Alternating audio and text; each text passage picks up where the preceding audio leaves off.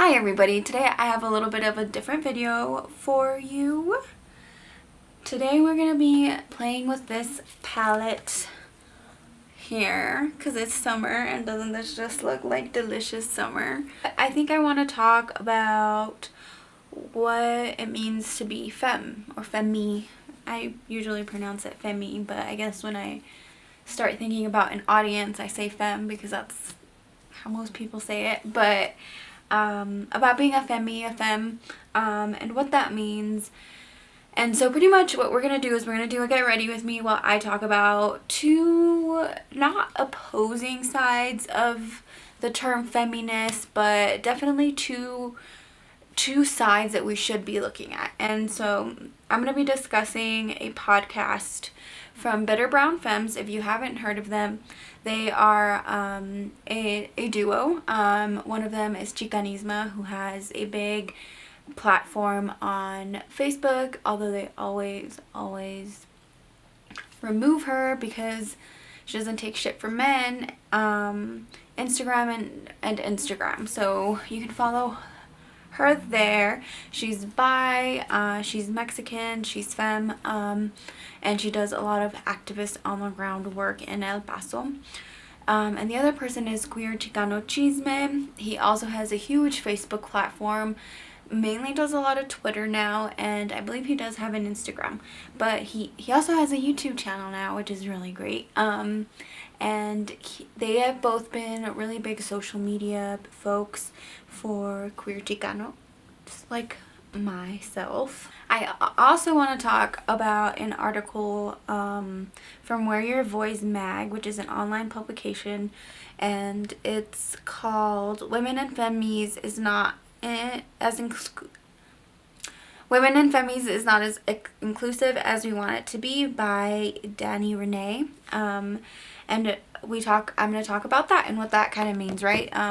So on one hand, femme can be this really empowering thing, and on the other, it can be excluding of gender non-conforming folks. So let's talk about it while we do our makeup. So it wouldn't be a true person of color tutorial if I didn't shave off my mustache on camera. It is showing up strong today, so I think it's time to shave it off.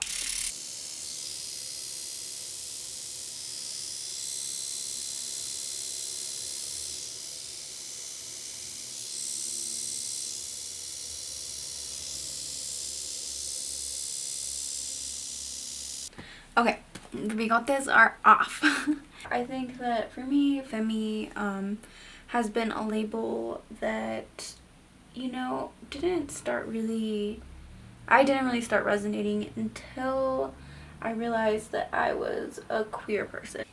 Coming out was great because at this time I was like, oh my gosh, I like girls. This is great. Girls are awesome. Yay!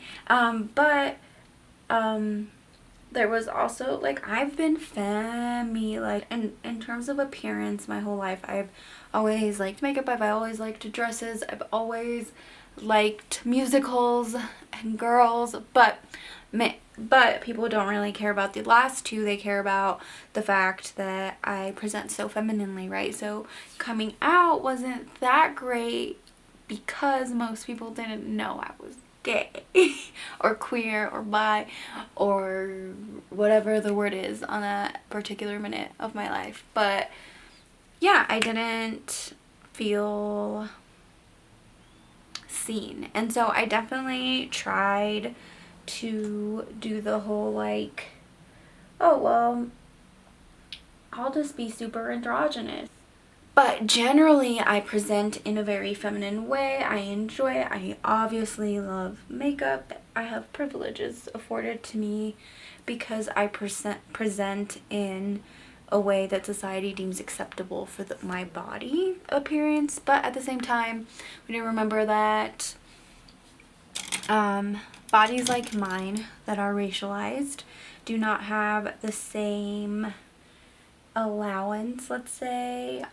Femininity is not read the same on our brown bodies than it is on a white woman, per se, right? So yeah, I tried the androgyny thing, and it wasn't the way I felt the most comfortable with my body. And that's what it came down to. I love makeup. I enjoy the process of it. So yeah, so over time I became more accepting of that queer identity and of that feminine identity. I started wearing dresses and pink and curling the fuck out of my hair and wearing glittery highlights and loving Glee. Just kidding, I don't really love the Glee that much. But I went back to just being comfortable with that femininity, right? And it led to my partners always questioning me, especially because I've been attracted to men in the past and have dated men in the past. That made people question, women question my sexuality and my actual feelings for them, even though I was living with them and in a serious relationship with them. But anyways, yeah, it became a difficult thing to process in that sense.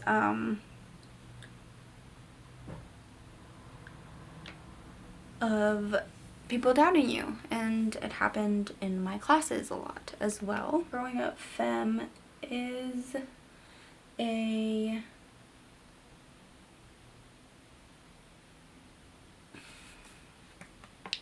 draining thing. I am lucky enough, however, to identify with that femininity and have an alignment to femininity, like bitter brown femmes state. They talk about it as femininity not being something that is ascribed to gender. So I don't really care about my gender. I don't care to be labeled as a woman, as she. I don't. I care about my femininity, and I have an alignment towards femininity that I appreciate and love about myself. And like Cassandra from Bitter Brown says, there's a vulnerability in femininity that is very beautiful. So that's one reason why I choose that term for myself. Both, I believe, Cassandra and Ruben from Bitter Brown Femmes talked about how they felt invisible because of their femininity in the queer community. Cassandra in the same way that I did, of kind of feeling pushed aside by members of the queer community who did not believe your femininity to be a valid queer expression. And for Ruben, being that a femme man in gay men culture is less desirable than a masculine man in gay culture. So they both experience these kinds of being pushed aside for an alignment to their femininity. And I think a lot of us can relate to that, and I think that's why that word has become so important to some of us. And the rituals that are sometimes associated with that feminist. And we get to pick what that looks like. We get to pick what our femininity looks like. We get to pick what our masculinity looks like. Like we get to fucking decide if we put shimmery shadows in our creases or not. I personally think I do get to put shiny, sparkly deliciousness on my crease. Don't at me, please. Eve from Adam and Eve is kind of that first trope of femininity being a bad thing. And those of us who love the term femme say, no, our femininity is a good thing. No, men, you are accountable for your own actions. Stop blaming everything that your dumbass does on women and people who align with femininity.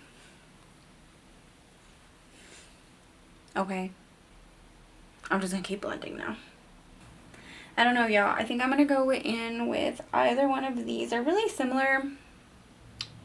Ooh, I think I'm going to go in with Cactus today because it has a little bit more of a greeny tone. I don't know if y'all can see that at all, but it has a little bit more of a greeny tone. This guy here, yes, I am flipping you off. So I think, and that is the shade Cactus in this palette. So I don't know. They might look exactly the same on the lid, honestly, but we're going to try them out because I have not used those, and today we're just going to make a mess on my face because talking about identity is messy. So fucking messy. I'm gonna make myself some tea, y'all, because this is stressful. Okay, so we are back. I have tea. And we have some different lighting. I thought it would be better. It's kind of the worst but the same at the same time. So I'm sorry. This is what I got. My femininity is a really healing space for me. Like doing makeup is a really healing thing for me, and being vulnerable is a really healing thing for me. And so embracing myself as I see myself is a really nice thing for me. So yeah. And gender is this thing that was completely made up, and this made up gender has caused a lot of pain for a lot of people who do not feel like their body should be performing in the ways that society is asking them to be performing. I don't know about what's going on with these eyes though. I don't know, they don't look that bad. I think I'm just being dramatic. Cause, you know, all girls that like makeup are dramatic.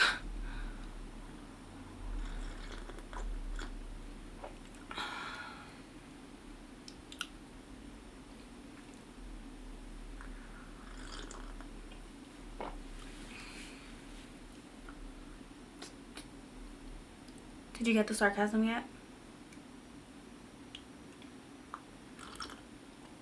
Did you? I think I have found it very empowering to be a femme person in academia, because here's the thing. Most people like completely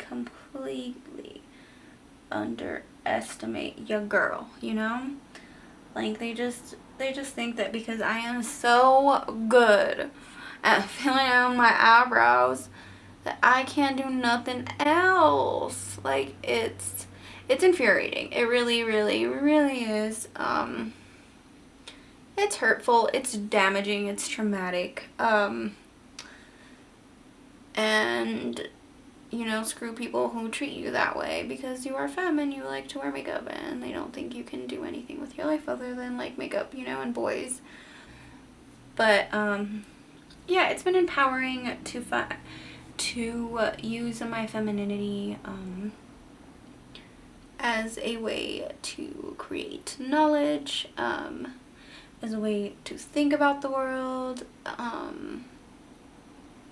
and you know, it's nice. It's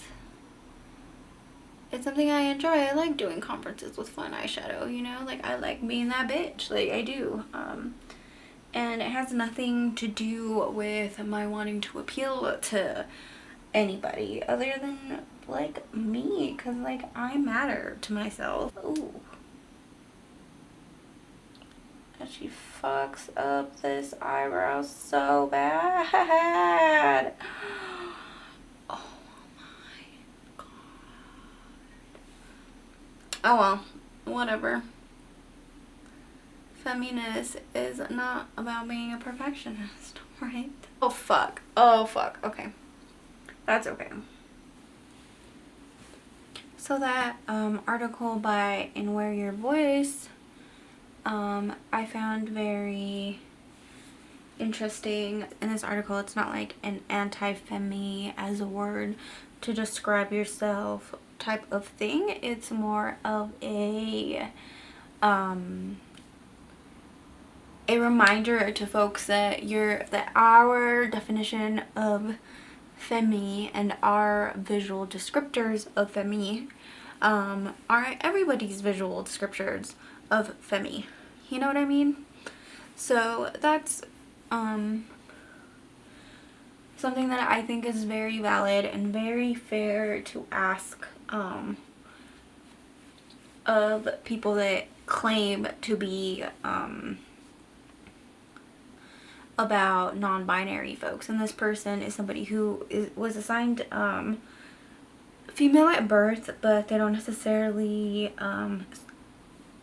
align with that, and they are a gender non-conforming person. And because they are, if I understood the article correctly, because they were assigned woman at birth, female at birth, they get put in with the same group of people who are femme, or who subscribe themselves to femme, even though they themselves don't ascribe to that, right?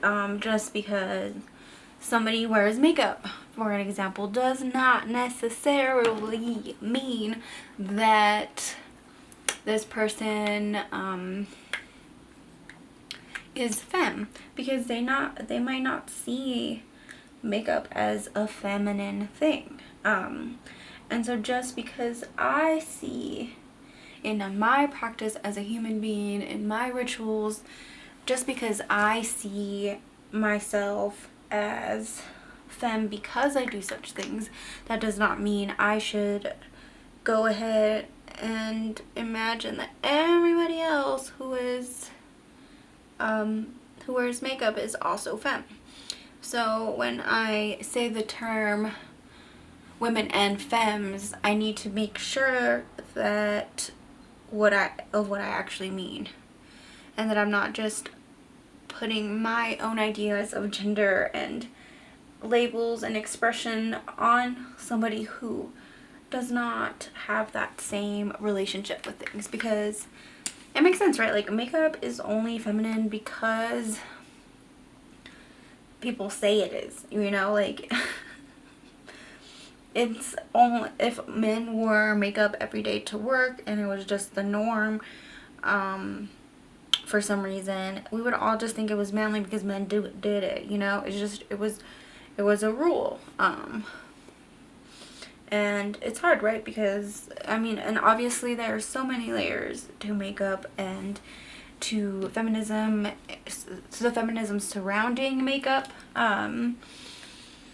but I think that without gendering makeup, we can agree that it is a way of self-image making, you know, and that's not necessarily something that has to be feminine. It can be for some folks like myself, who at this point in time feel like they subscribe to that. But I also don't feel like it is rooted in my womanhood or the fact that I was assigned a female, because I don't really care about gender in that way. I don't really care to be called a woman, or you know, they. I don't care. Like, it doesn't really matter to me. I don't really have a closeness to the term woman as much as I have a closeness to the term femme. Another really good point was that gender violence can be enacted by femmes and women. And right, so what does that mean? It means that femmes and women can still, you know, play into the norms. And the author of the article makes a really good point about, you know, how a lot of cis women's relationship with femininity is this wanting to achieve standards that men have set, right, for women. And so and then policing each other and benefiting from whiteness, from able-bodiedness, from fitting the body's social norms, right? Just something to think about. Another really great point that is made in this article is that we just shouldn't be making assumptions. And that's kind of the best way to go about this, right? Is like, stop just by someone's appearance, just because they wear makeup, just because they fit your idea of the specific category. Stop making assumptions about what people need, and ask and check in and make checking in the norm. I don't know if that was said in the article. I think that's just what I kind of read from that, right? Is that we should be checking in with each other, And I see it with between me and my partner. We both at times feel different ways about gender and our own gender and our own appearance, and living with each other really amplifies seeing that in each other. And we are both, I think, very fortunate to have found each other in that we have the room to experiment with gender and gender roles. Making assumptions gets us nowhere. It is the same pattern of, you know, assuming gender because of people's appearance, which ain't that cute, you know? Like, let's move on from that. It is 2019. I am 23 years old. I am over that, you know? Like, and yeah, Femme doesn't have to be something that excludes other folks, you know? It doesn't have to be that. I think that in a lot of cases it is. And I also think that it, like many words, is a categorical word that might not mean anything to me in a few years, you know? At which point I would have to reanalyze my identity, but I think that we are always changing because we are unknowable beings, even to ourselves. I think I'm gonna do something really weird and go in with a maroon cranberry-ish color on the lower lash line. But yeah, Femme might not be a term that I even agree with because we are completely unknowable beings to ourselves and all of that jazz. But I think for now, you know, it's a word that means a lot to a lot of us who are in the queer community, who have been felt erased or lesser than more masculine performing folks. And that hasn't felt great, right? Like that has been damaging, and that now we are reclaiming this term, just like Chicano is a reclaimed word and a lot of other words are reclaimed words. The podcast and the article are so important because they really reflect on these terms in a very current way for people of color. So I think that's really awesome. And I forgot I don't have a lip color, so give me 1 second. Oh, nice shine though. I'm so glad shiny lips are back in style.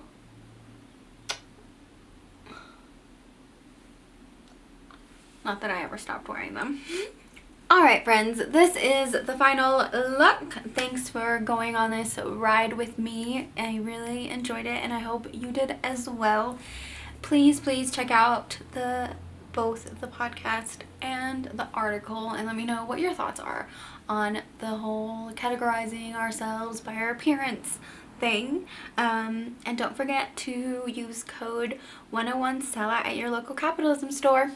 Bye!